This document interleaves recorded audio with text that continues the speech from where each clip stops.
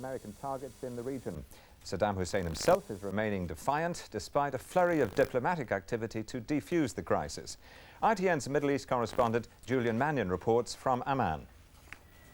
The American nuclear-powered aircraft carrier, the George Washington, is now heading for the Persian Gulf as President Clinton tries to increase the pressure on Saddam Hussein.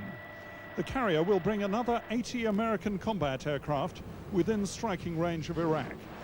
And British sea power, in the shape of the smaller carrier, HMS Invincible, is also racing to join the Gulf Task Force, though it will take at least a week to get there. US officials say that they still favor diplomacy, though they acknowledge that they are carrying a big stick. If he were ever to attack one of our aircraft, the U-2, that could invite a rather prompt response, and it would be military in nature.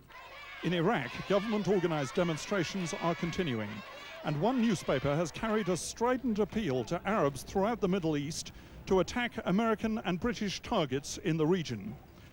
Iraqi television says that the country is approaching a bright new chapter in the mother of battles.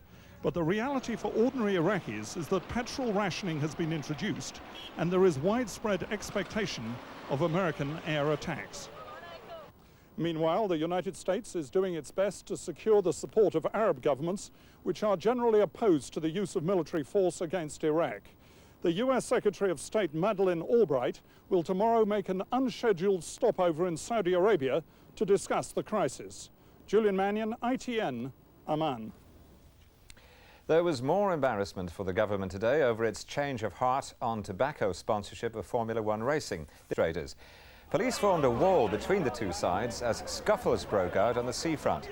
The rally was to protest at the influx of Czech and Slovak asylum seekers.